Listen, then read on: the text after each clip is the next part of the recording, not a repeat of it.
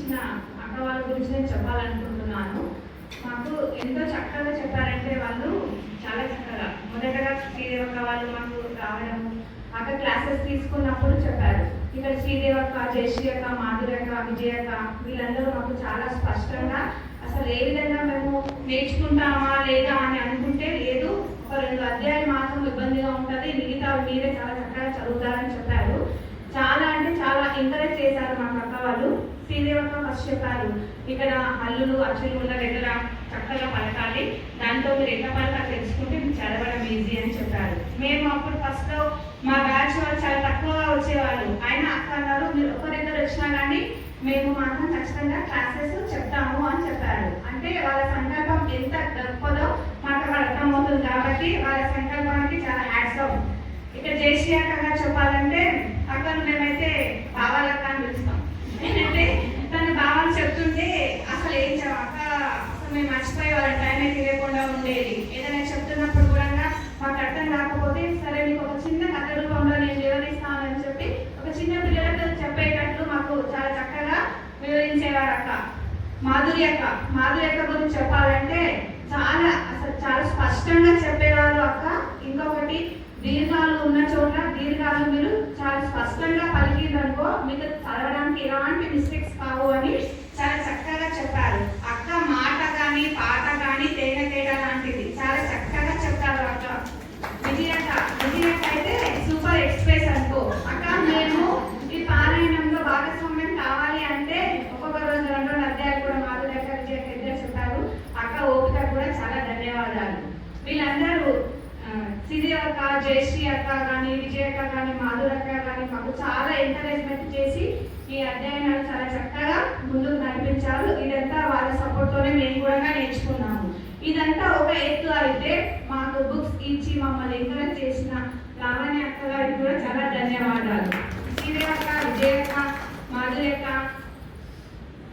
జయశ్రీ అక్క, లావణ్య అక్క వీళ్ళందరూ మాకు 5 మంది పంచ పాండవులాగా మాకు చాలా మంచిగా సపోర్ట్ ఇచ్చారు. కాబట్టి వీళ్ళందరికీ చాలా ధన్యవాదాలు. వీళ్ళందరూ ఆరోగ్యంగా ఆరోగ్యాలతో అష్టైశ్వర్యాలతో పిల్ల పాపలు చల్లగా ఉండాలని మా గంగారం బ్యాచ్ నుండి మేము అందరం కోరుకుంటున్నాము. 700 శ్లోకాలు ఉంటాయి. అందులో శ్రీకృష్ణ పరమాత్ముడు 574 చెప్పగా, అర్జునుడు 84, సంజయుడు 41, ధృతరాష్ట్రుడు 1:12. భగవద్గీతను 3 యోగాలుగా విభజించారు. 1వ అధ్యాయం నుంచి 6వ అధ్యాయం వరకు కర్మయోగంగాను, 7వ అధ్యాయం నుంచి 11వ అధ్యాయం వరకు భక్తి యోగంగాను, 13వ అధ్యాయం నుంచి 18వ అధ్యాయం వరకు జ్ఞాన యోగంగాను విభజించారు. భగవద్గీత మనకు ఏం తెలియజేస్తుందంటే మన పనిని మనం చేయాలి, ఫలితాన్ని ఆశించకూడదు.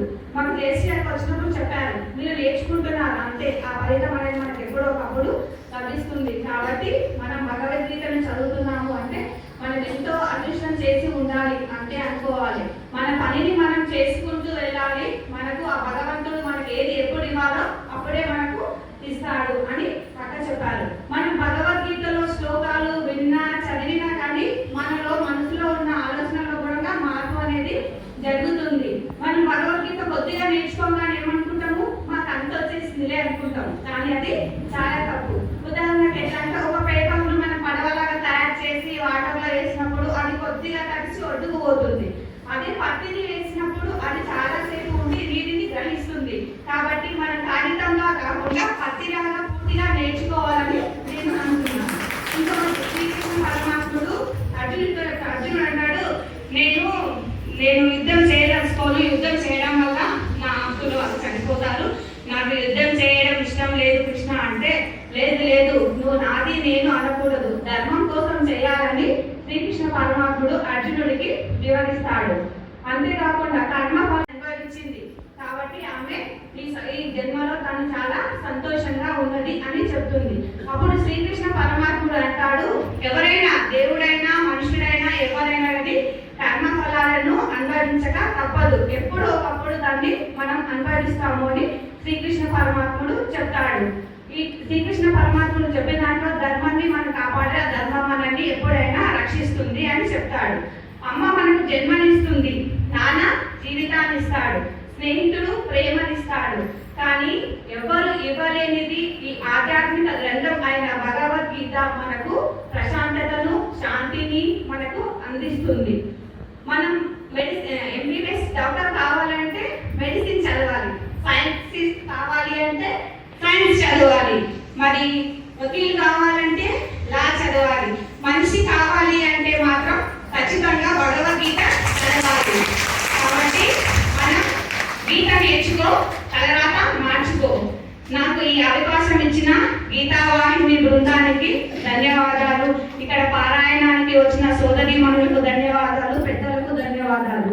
ఇందులో ఏమైనా తప్పులు ఉంటే మన్నించగలరు.